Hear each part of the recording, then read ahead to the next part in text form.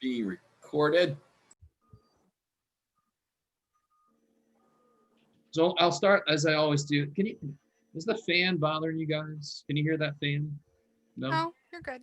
You're good. Good. Let's see.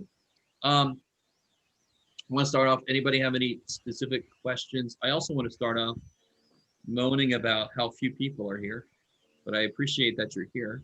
Yeah, where is everyone? I was going to say that. I'm only 19 people. Maybe I shouldn't post the video from today. What do you guys think? I'll just send it to you guys, whoever's here. There we go. People are coming. All right, they're just fashionably late. There you go. There's another one. All right, I like it. So does anybody have questions? There's another one. Sweet. Questions from homework? If not, I'm going to ask myself a question from homework for you.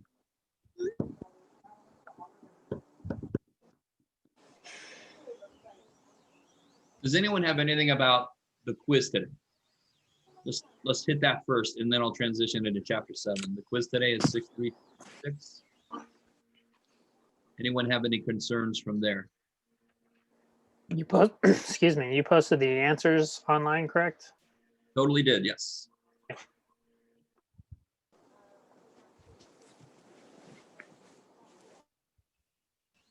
There we go, that's better. Mute some people. That's what I get for trying to do an evil laugh. I almost choked myself. So no questions. The practice quiz is basically same as the quiz but different questions, right? Yeah, don't get too excited. So the ideas on the practice quiz are represented on the actual quiz. How's that for a answer to that? But they're similar, right? Yeah, they're similar, exactly. Same concept. Got it. Exactly. Are there going to be graphing questions? Say again? Oh, I said, are there going to be graphing questions? Yes. Yay. All right, good. That's a good reaction. I like that. I'll accept it. All right, look at that. I'm up to 19 people. Now I'm only 13, 14 down. Something. All right. So I did post the video solutions to the practice quiz.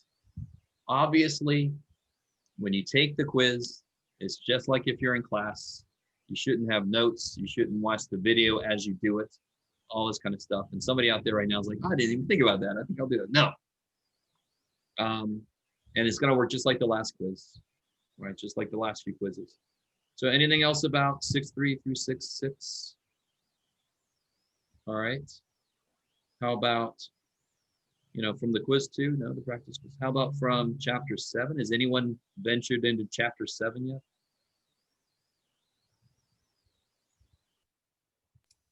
So let's do this.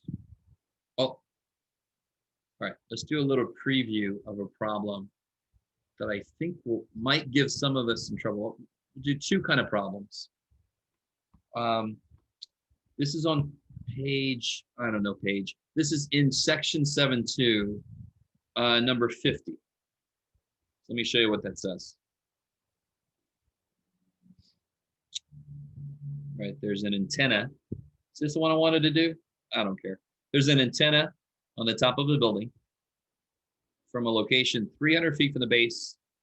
Angle to the top is 40, and the angle to the top of the antenna is 43. Now, why does that make sense? Because you can look up to the building and you look a little more up to see the, what do you call it, antenna. Angle of elevation, by the way, you're going to see like angle of elevation, of depression, that's always in relation to looking straight out. So if it's an angle of elevation of 11, I look up 11 degrees. Angle of depression of 2, I look down 2 degrees. So sometimes you see them in a plane and the angle of depression to this vehicle is 40 degrees. That means the person in the plane has to look down 40 degrees from straight out. That helps you draw the triangles involved in the problem. So take a minute and try to draw the situation in number 50. And then I'll draw it and we'll see if they match.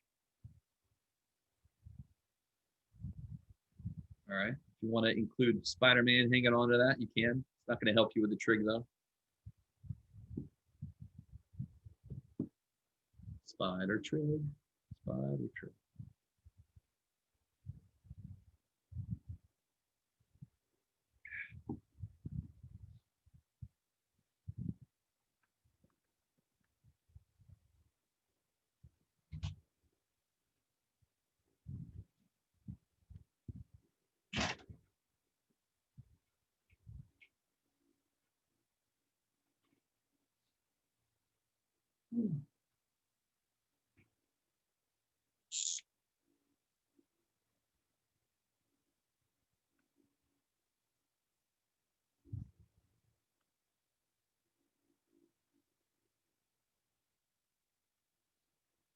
All right.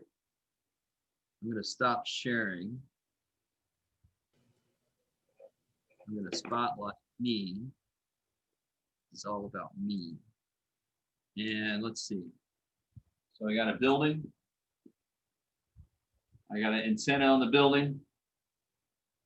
I got somebody standing 300, whatever the hell it was, away. Camera's really low. Oh, thank you. And it's 300 feet away. Thank you. Let me get the right window open. There I am. Now I can see what I'm doing. I gotta work with this stand. It's a little loose. All right. Building, antenna, 300 feet away. There's somebody, and it's 40, what was it? 40 degrees elevation to the top, and 43 degrees elevation to the top of the antenna. Now, really quickly, I'm making some simplifying assumptions. I put the antenna like on the edge of the building. I'm assuming my person is laying on the ground. You could actually make a much more complicated problem, including how tall the person is and all this kind of stuff. You guys follow what I'm saying? See if that affects anything. I'm not going to worry about it. So I need to know how tall the antenna is.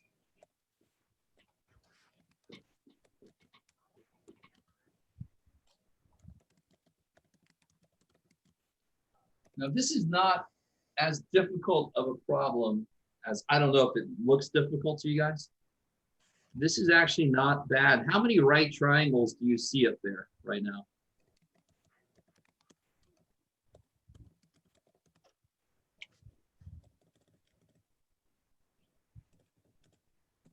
Anybody? There are two. Yeah. So we're going to assume they built this building, you know, perpendicular to the ground. That's how they normally work best. What is it that you don't know that you think you should have been told? Is anybody feeling like that right now? Or so this is what I want to know. Let me call it why. Do you know what this is? Does it seem like that would be good to know? Mm-hmm. Yes. Can you figure out what that is actually? Can you totally figure out what this height is? Yes, you can, because it's part of this right triangle here, right? Mm-hmm. What relationship? So what do you want to call this? Let's call this H for the building, H height of the building. So what relationship can you set up involving H? You can use tangent. Yes. Tangent of 40. And of course, Jason figured out it was tangent because I know Y and I know X. So obviously I want to use tangent. It's going to involve what I want to know and what I don't know.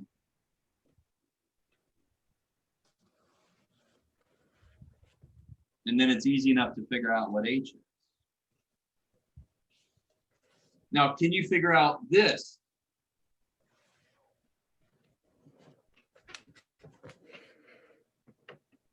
In fact, to be honest, it might be better just to call this whole thing Y. Can you figure out this distance? Tangent 43. Say again, sorry. It's tangent 43. Yeah, it's the same thing, isn't it? Because it's just the longer side. So I'm going to include the longer angle. Tangent 43 equals Y over 300.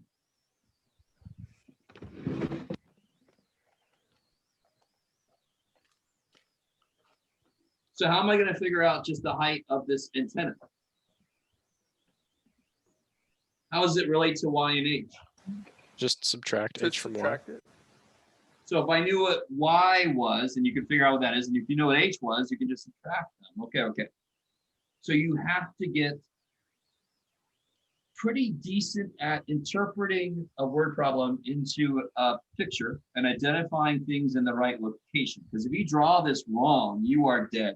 There's no way in hell you're going to get the answer.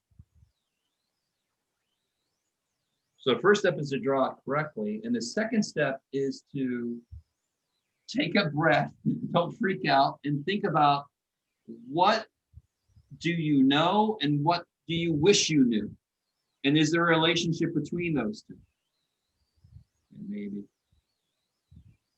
So there's a few problems that are like this. They have a angle up to there, an angle up to there, and they want to know how tall that thing is. There's a few problems like this. So if I do this, wouldn't I just multiply 300 up to both? So then it just becomes 300 tangent 43 minus 300 tangent 40. And that's what the antenna height will be. So you just throw all that shit in the calculator at once. So this is a beautiful problem for a couple of reasons. It shows you the power of trig functions. Because you can still see, obviously, that they are just ratios of sides of triangles. But I know each angle has its own value for this. So that's why I can set up for a different angle. I can set up a new equation, and I can actually use them algebraically to figure out other sides of other triangles. So the problems you're going to be doing are going to get a little further away from that immediate, obvious connection to ratios of sides of triangles, but it's still basically what it means. This is a nice one. It's still there in your face about what it really means. Is that all right by itself? Is that all right? There's a few problems just like that in that 7-2 homework. I want to do one more that's a little more interesting. I have no idea how you feel when I say something's more interesting. Oh, where'd it go?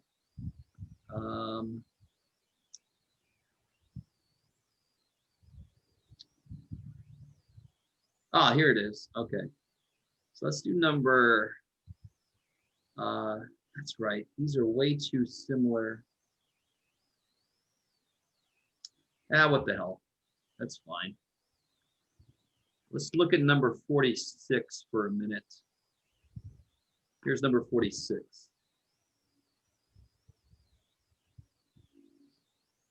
I don't know if you notice. I mean, I don't care what the answer is there. You just throw in the calculator. It's this stuff that's important. That you just put in the calculator and get whatever the hell you get. I don't even care.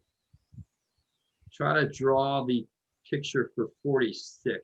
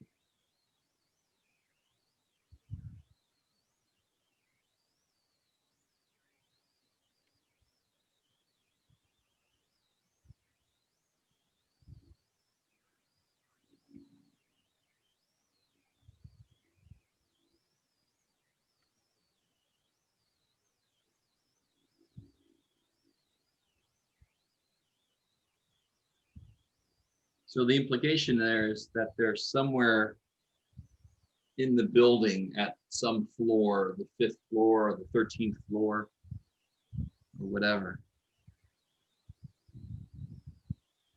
13th floor. All right. So let me stop sharing. I'm going to draw this up on the board and let's see if it matches what you did. So here's my building. For some reason, my building's over this way now. Somebody in the window in the wheelchair watching murders happen. And there's a radio tower. Oh crap, my beautiful, I don't know. Beep, beep, beep, beep, beep. All right. So the person determines where, let's see, the angle of elevation. So let me draw this straight out. That's straight out, looking straight out. So the angle of elevation would be in relation to that. And that would be, where'd you go? 36 degrees. And the angle of depression, right? That's a psychological condition, but the depressed, it's down, is, well, let's just pretend like that's the bottom. What was it? Sorry, 23. I like it. Jim Carrey would freak out. So this one definitely seems, so let me make this a little less like real life here. And you're like, it wasn't really real life. Be quiet. Let me make it look more, there we go. So that's my radio tower. This dotted line is just looking straight out so I can draw my, I can place my angles in the right place. Okay. And it asks me how tall is the tower. Now I do know one more thing I haven't put up here yet, and that is that this is 400 feet. Right, isn't that what they said? Yes, okay. And they want to know how tall is this tower? So where's a better place to put that 400 feet? On the dashed line. Yes. All right, because now it lives inside of my triangle. So how many right triangles do you see? 2. Yeah, there's one up there, the top one. There's one there. Bottom one. And this one is actually, this is nice. I like this problem because it's not as, it's the one you got to do homework is a little bit harder, but the same setup. This is perfect. So isn't this a lot like the problem we just did? But instead of subtracting the sides I can get from doing my relationship, I of course need to add them to get the whole thing, right? So what would this side here be? We'll call this B. We'll call this A. So what's B? What's the relationship I can set up for B? This length here. Isn't it the tangent of 36 degrees? I love it. Equals. B over 400. Of course, you're going to get something very similar for A, but it's going to be tangent of 23. 23 equals A over 400. 400. So now you solve and you add instead of subtract. Big ass. Okay.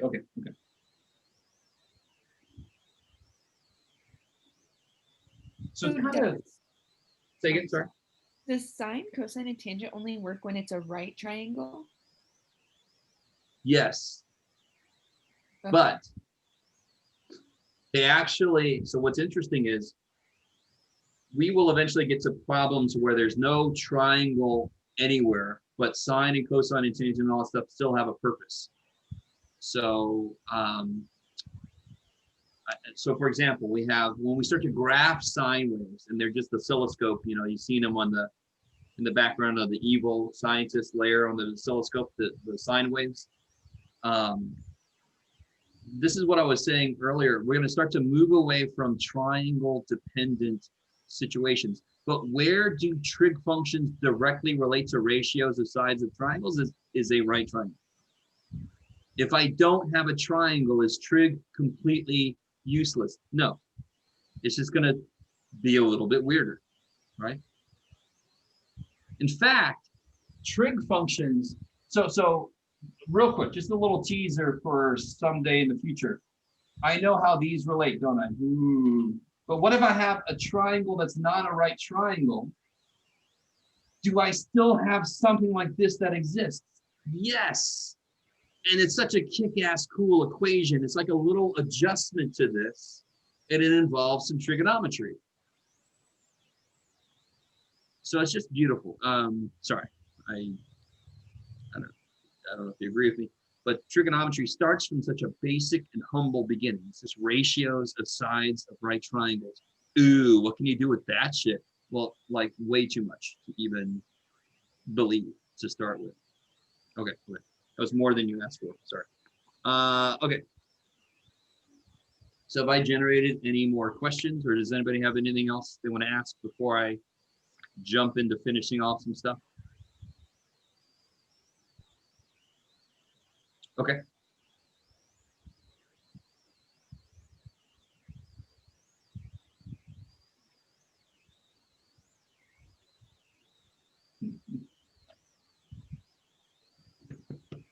So here's something interesting. Wow, that's not bad for me. All right. So if I have a unit circle, can somebody tell me, so it's a unit circle, so that's 1. I'm not, and this is theta. Can somebody tell me how long this side is? And I don't mean like 7 feet. No, you can't tell me that shit. But in terms of what I've told you, can somebody tell me how long that side is?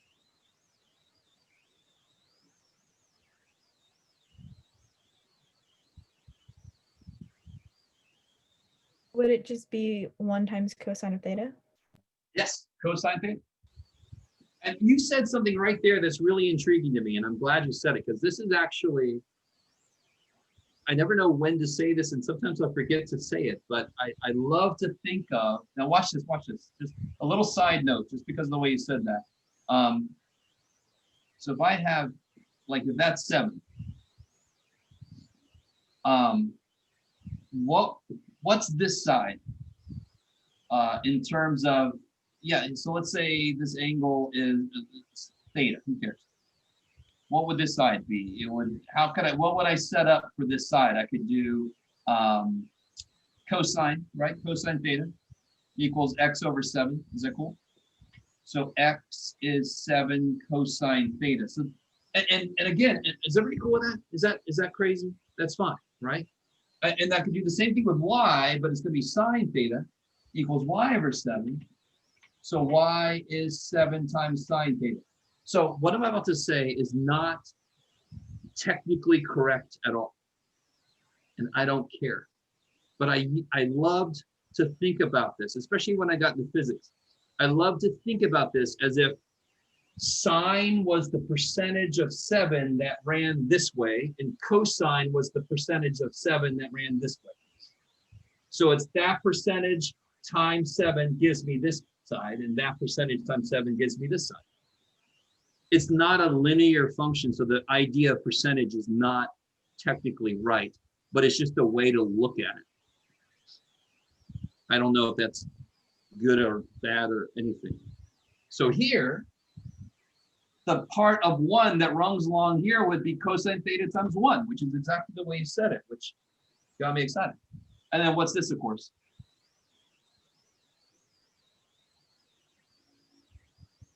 One times sine of theta. Yeah, sine. Isn't that a right triangle, right? Supposedly. So what relates the sides? Is this side sine theta and the side's cosine theta and that side's 1? So what relates the sides? What equation can I write that relates the sides of that right triangle? Sine of theta squared plus cosine of theta squared equals 1. I love it. And here is a huge notation issue to pay attention to. If I write, don't write, stop writing, release your pencil. If I do that, theta is the thing that's being squared. So, and we're math people. We are math people now. You're included. We don't like doing more work than we have to. I don't want to draw those dumb parentheses. So what we do is we actually put the square there. So that does mean sine theta squared. It's just the best way to represent it without writing a freaking parentheses all the damn time. So sine squared plus cosine squared equals 1 squared. That is always true because what angle is this? Any angle. I could have drawn this any damn where and that would have worked. Is that all right? Is my wife? Oh, good. Somebody moved. Thank God. For a minute, I thought I was kicked off. Okay.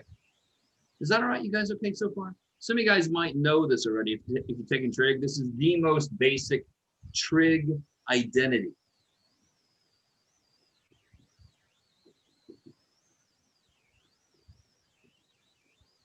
Can you please take this equation and divide both sides by cosine squared?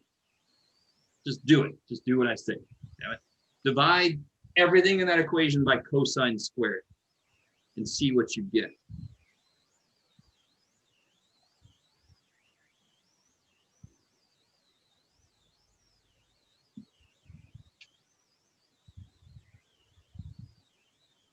Oh, good. You're doing better than I thought it would be. Good job, Jeff. I wasn't feeling good earlier. So if I divide by cosine squared, what do I get? I get, what's sine over cosine? Isn't it tangent? Yes, so I get tangent squared. Is that cool? I get sine over cosine times sine over cosine is tangent times tangent is tangent squared. Cosine squared divided by cosine squared is 1. And what's 1 over cosine? That's one of the ones we talked about yesterday. You remember? C goes to S, S goes to C. So 1 over cosine is Secant. secant. Oh yeah, that reminds me. I found a better animation. I'll show that to you in a minute. So remember, I'm sorry, and it should be squared, right? Let me not forget that. So in case you weren't here, you forgot secant is defined to be 1 over cosine, and cosecant is defined to be 1 over sine. And of course, cotangent is defined to be 1 over tangent. Crazy shit. Okay. And to cut to the chase, I'll show you a way that us math people like to write this, right? And so if I divide everything by sine squared instead, sine squared divided by sine squared is 1. Cosine divided by sine is cotangent. And 1 over sine is cosecant.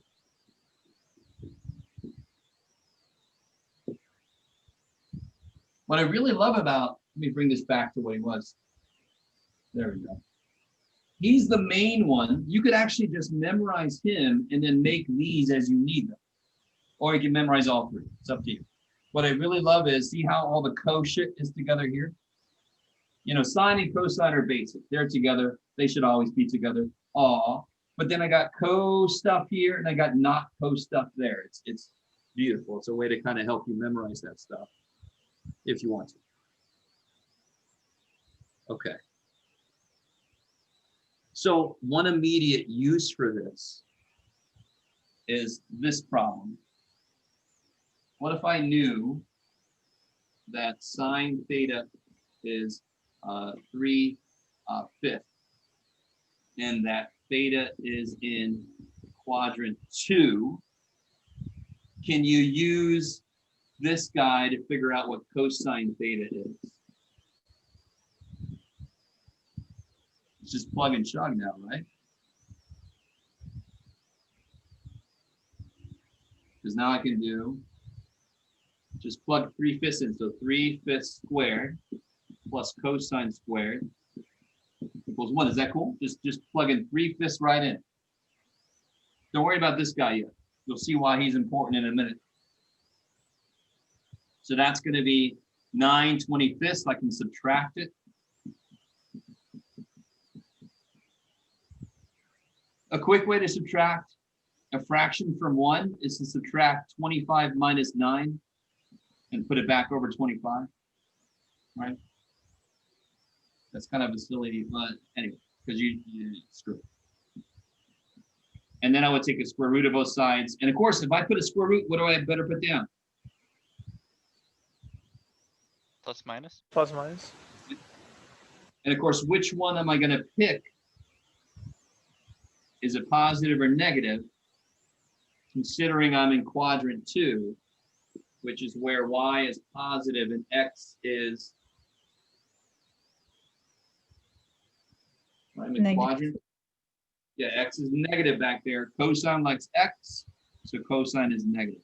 So I love that problem because there's a little bit of everything in that problem. What the quadrants mean. And you don't have to memorize this shit. You can just draw a little thing, go quadrant 2, cosine's negative because cosine likes x. Kabam. SOHCAHTOA don't do that shit for you. Sorry. I will continue to shit on SOHCAHTOA. I will. I will. Some of my colleagues hate that, but too damn bad. You're wrong. Now, I want to remind you, we didn't have to use this to do this because we did this problem before. We didn't even know that equation because, let me remind you guys real quick. What would the triangle look like from this information right here?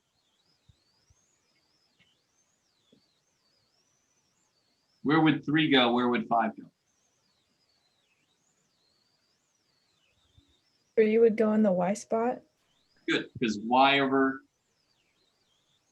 and 5 would be the hypotenuse. yes, because sine is y over hypotenuse. I love it.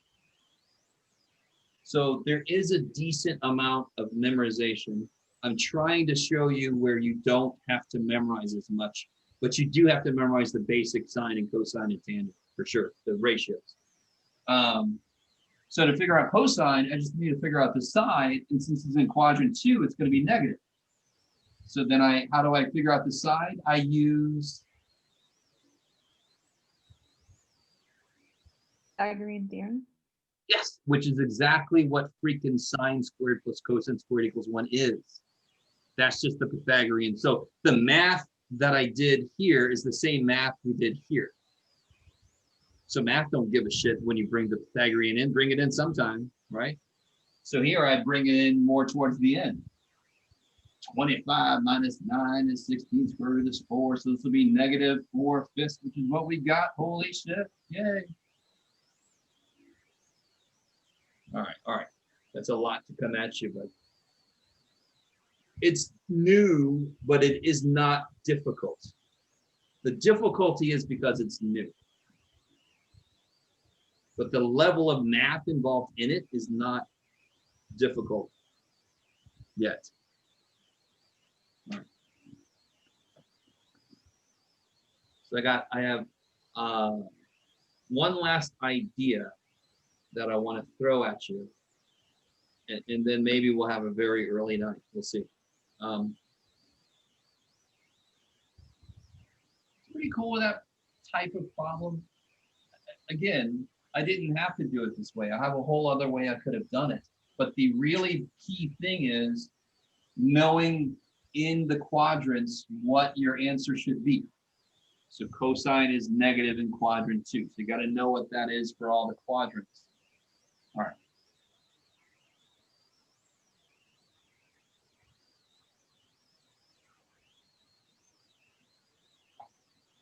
So the last thing I want to talk about, actually, let's do this. A little lightning round. Let's see.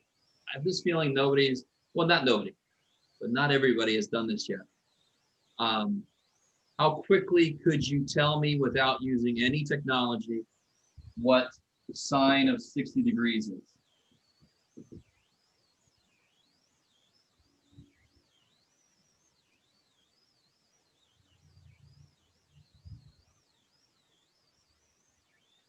All right, so not very quickly. 3/2. Say again. Square root of 3/2. So let me show you the steps I take in my head. I do not have this memorized. Even at this point in my life, I do not have it memorized. As I wrote it, I had to do this in my head very quickly. The sine like X or Y. What is sine like? Y. Why? Y. Cool. I love it. We all know that, and that's going to be really helpful for us. We all weep a little bit for the Sokotoa kids. They don't get as much help as we do. Sine likes y, so it will be bigger when I'm closer to the y-axis. And the reason this works, you only have to memorize 0, 30, 60, get out of it, 45, 60, 90. And I might as well bring in, what are those in radians? What's 30 degrees in radians? 5/6, 5 or 6? pi/4, pi/3, I like and it. pi/2. Yes. Right. It's not that difficult, right? Just remember pi is 180, and you can pretty much figure out 180 divided by 6, so pi/6, and so forth, right? And if you do that enough for yourself, you start to just look at pi/6 and think 30. Pi/4, think 45. Like it. And another way, visually, why this guy makes sense is because isn't that pi like that's pi, right? Half a pi is there, a quarter of pi is there. So that's why it makes sense that a quarter of pi is 45 degrees. And 3 goes to 6 and 6 goes to 3 because it's 180 and blah, blah, blah. Okay. There's a lot of ways to memorize this stuff.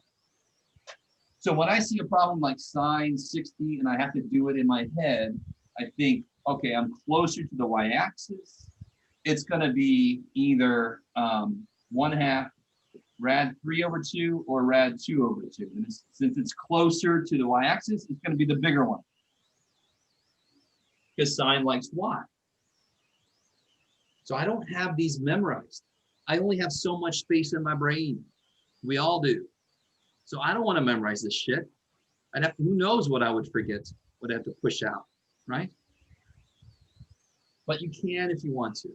You can memorize them if you want to. It's up to you. So what I want to do is go further than we've gone before. Let's try this. What about if I ask you, what is the cosine of 210 degrees? So I gave it away. Good job, Jeff. So how do I know 210 is here?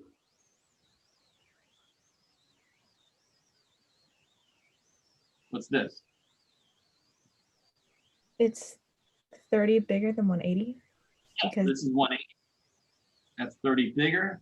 Does somebody remember? So this is 210. Does somebody remember what that guy was called?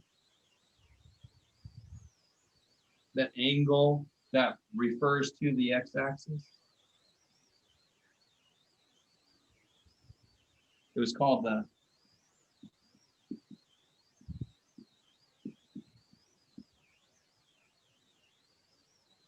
So go with me. This is going to kick so much ass. This is why you only have to memorize the first quadrant. This triangle, I could put it in the first quadrant there, and then the sine and cosine values are the same, but just here is cosine going to be positive or negative in this quadrant? Negative. Yeah, because cosine likes x and x is negative. In fact, cosine and sine are negative, right? So watch this. Is everybody cool with this? This will equal negative cosine of 30 degrees. It's the same triangle with a 30-degree angle. It's just whoop, down here where x is negative. So it's just like having a 30-degree triangle here, just where x is negative. So any angle bigger than 90, you can write in reference to the x-axis, and then you know those. You have those memorized. Please don't memorize anything beyond 90. There is zero need because of this reference angle idea and the fact that this is the triangle that would be there. So it's no different work. You just got to throw a negative on it. So what's cosine of 30 degrees then?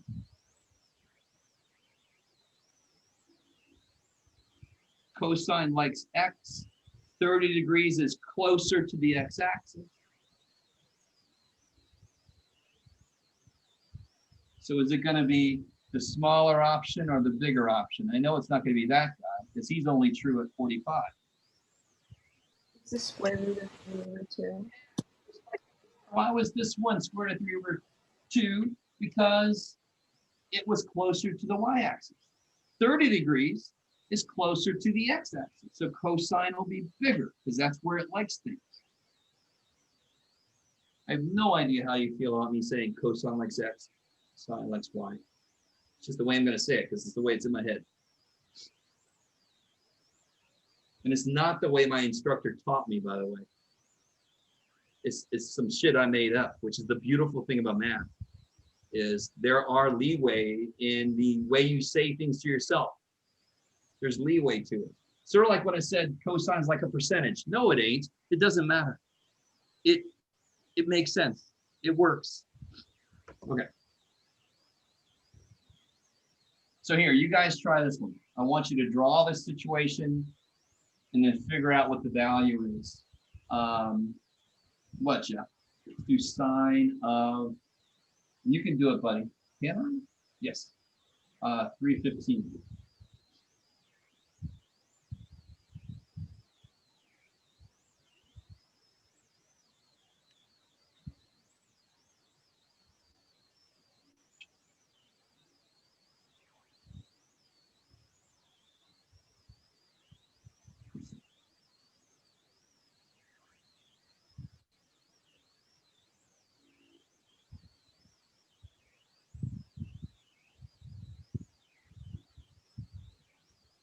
Isn't that just the sine of 45?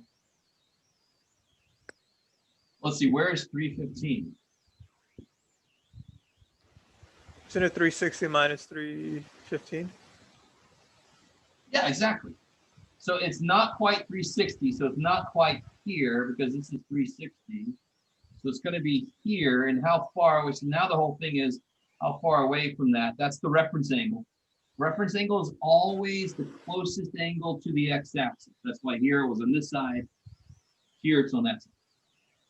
So how far away is 315 from 360? 45 degrees. 45 degrees. I like it. And of course, so you know what the sine of 45 is, but of course, what should I put here? Negative. Negative. Yeah. The SIGN of SIN, the sine of the sine in the fourth quadrant, is going to be negative because that's where the y's are negative. So what is the sine of 45? Square root of 2 over 2. Kick ass. So these will become your friends because any 45-degree angle, sine and cosine are the same value. That's the one that's going to stick in your head best. All right. Let's try another one. And this time, I will give you a problem. Let's do it in 2 steps. Yeah, Jeff. All right. We'll do it in 2 steps. So let's do tangent. Let's do this. Tangent of negative 240 degrees.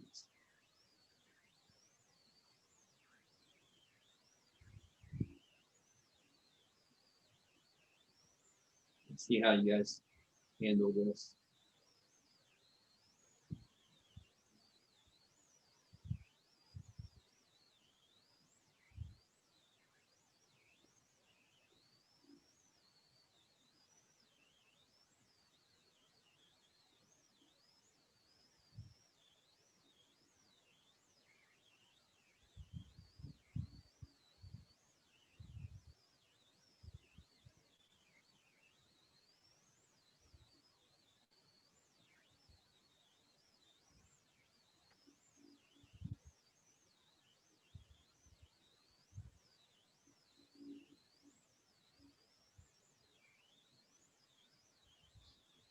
All right, so the first thing to do is place it. What quadrant will this be in? The second. Second quadrant, up here. So it's going to go back 180 and then an additional how much? 60. 60. No.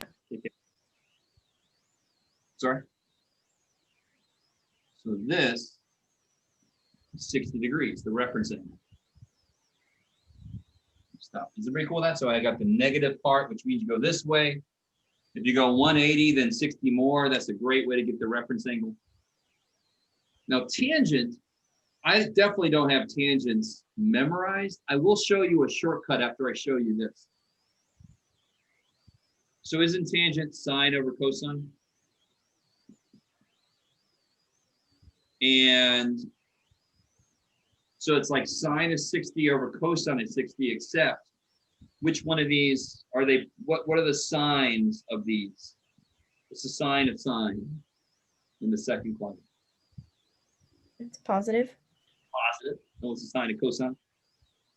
Negative. Negative. I like it. So then this will be sine of 60 is something you have memorized or that you can do real quick.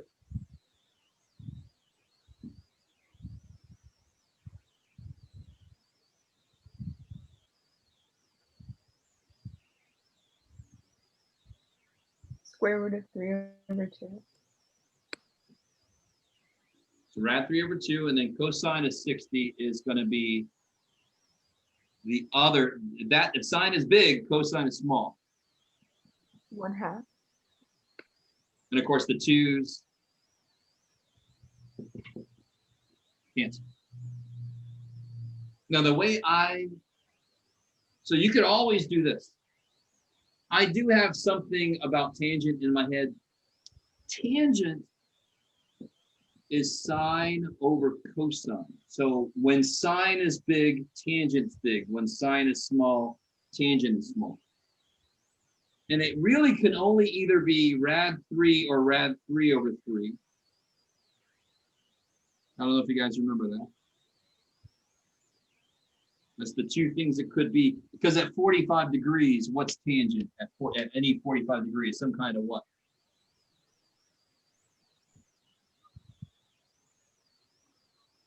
What's true about sine and cosine at 45? They are Isn't it What? 1? 1 because sine and cosine are equal at 45 degrees. So that's another reason to just love 45-degree angles, right? So watch this. 60 sine is big. It's going to be the bigger option. And then I throw a negative on it because tangent's negative back here. If it was at 30 degrees, tangent goes like sine. Sine would be small. It would be the smaller option. And I think hopefully you agree, rad 3 divided by 3 is smaller than rad 3. Okay. And again, that is how it's in my head. You do not have to do that the same way. You can just straight up memorize it if you want to. If you develop a better way to look at it and remember it, let me know. I'll steal it if I like it. And then I'll start teaching it. Several things that I teach, I've stolen from people over the years. So, it's just the way it goes. I'm not really, on the road making a ton of money. It's not copyrighted today. Okay. Let me think. Oh, okay. Let me see what time. Yeah, here's the last type of problem. I'm gonna do 2 more problems. So we got this business. All right. So if you get a problem like this and you don't draw a little something for yourself, I don't fully understand you. In fact, sometimes I require you to give me a little drawing just so I help you. All right. Here we go. Here's some exciting stuff. So here's the first of the last 2 problems for today. What is the cosine of 5 pi over 4?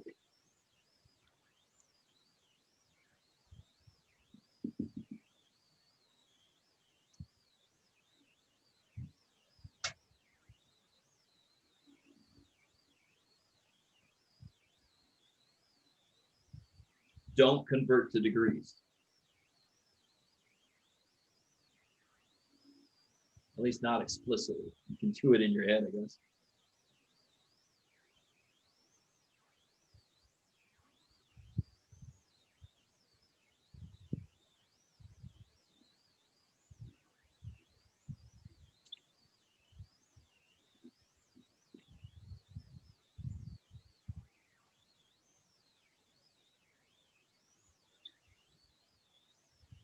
5 pi over 4 is a little bit more than what? That's on here. Pi. Pi. So this is where pi lives. So this is pi. So how much past pi does 5 pi over 4 go?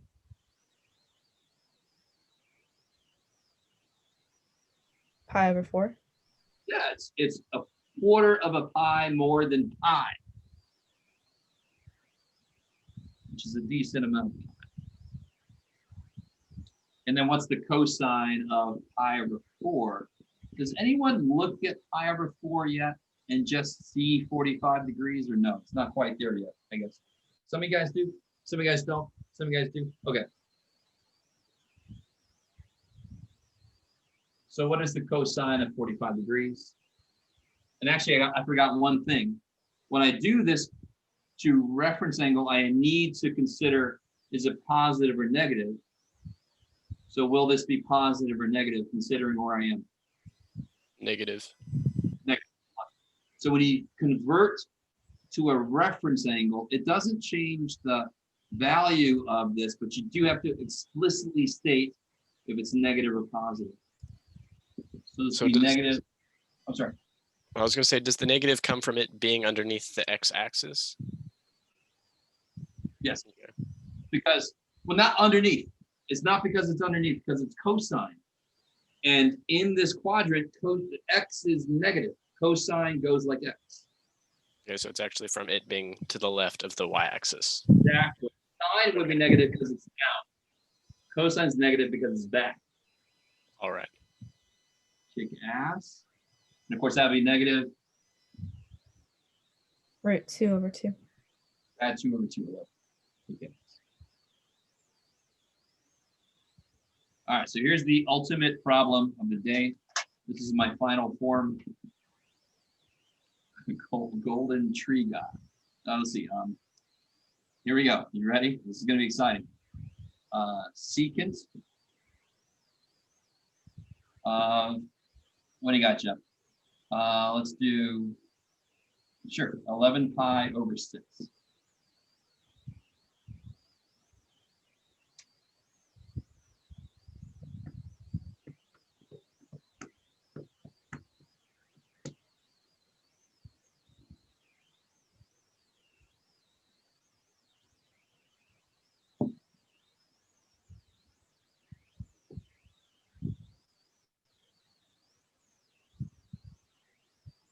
And I'm sure some of you guys have realized this, but just to help out a little bit, see how that was, I related it to pi because it was close to pi. What is 11 pi over 6 close to? 2 pi, yeah. And then you can figure out, did I overshoot 2 pi? Do I undershoot 2 pi? And then the amount you do that by is the referencing. So does this under or overshoot 2 pi? Under. Under, yeah, by exactly how much? Pi over 6. 5 or 6. And what is secant defined to be? 1 over cosine. Yes, 1 over cosine of pi over 6. And what sine? So is everybody cool with what I just did? The reference angle is in. Secant is 1 over cosine because I have these memorized. And over there, is it negative or positive for cosine? It's positive. Positive. So that's going to be the answer, whatever the hell that is.